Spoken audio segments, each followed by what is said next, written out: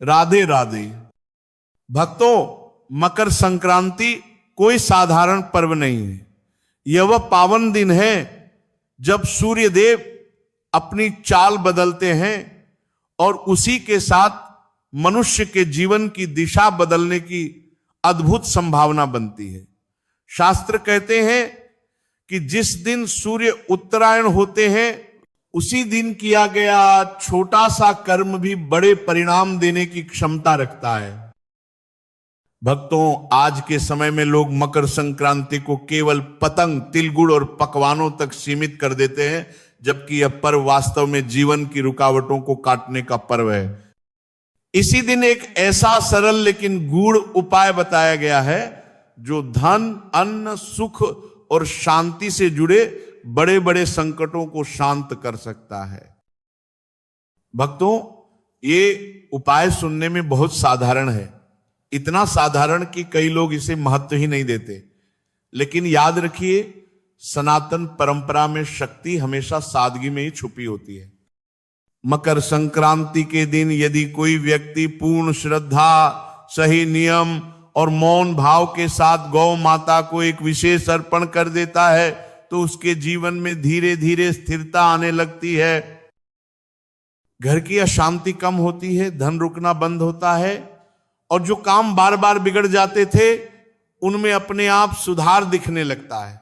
भक्तों, कहा जाता है कि इस वर्ष मकर संक्रांति पर दुर्लभ योग बन रहा है जिसमें किया गया छोटा सा पुण्य कई वर्षों तक फल देता है।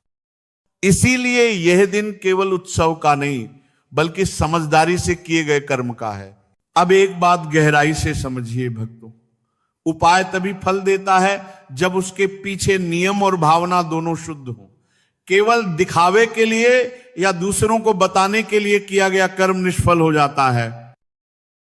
सनातन धर्म में गौ माता को माता कहा गया है क्योंकि उनके भीतर सभी देव शक्तियों का वास माना गया है। और मकर संक्रांति के दिन जब देवताओं का समय प्रारंभ होता है तब गौ सेवा सीधे पुण्य का मार्ग बन जाती है। इस दिन ब्रह्म मुहूर्त में उठकर स्नान करें, मन शांत रखें, मोबाइल और व्यर्थ की बातों से दूरी बनाए रखें, मन में कोई मांग न रखें, केवल यही भाव हो मैं आज संतुलन स्थापित कर रहा हूं। गौ माता को अर्पित करने के लिए बहुत अधिक चीजों की आवश्यकता नहीं होती। थोड़े से सफेद तिल, थोड़े से काले तिल, थोड़ा सा गुड़, कुछ कच्चे चावल, थोड़ा सा सेंधा नमक और एक चुटकी देसी घी। भक्तों, इसे सादगी से अपनी हथेली में रखकर गौ माता को अर्पित करें। यदि माता इसे स्वीकार कर ले तो समझ लीजिए कि आपका भाव स्वीकार हो गया। इस उपाय के बाद न किसी को बताना है न चर्चा करनी है, बस 3 बातें जीवन में बनाए रखें। अन्न का अपमान न करें, भोजन व्यर्थ न फेंकें और समय समय पर किसी पशु या पक्षी के लिए अन्न अवश्य निकालें। भक्तों, ये उपाय चमत्कार नहीं करता बल्कि जीवन में संतुलन लाता है और जब संतुलन आता है तो धन, सुख और शांति अपने आप रास्ता ढूंढ लेते हैं।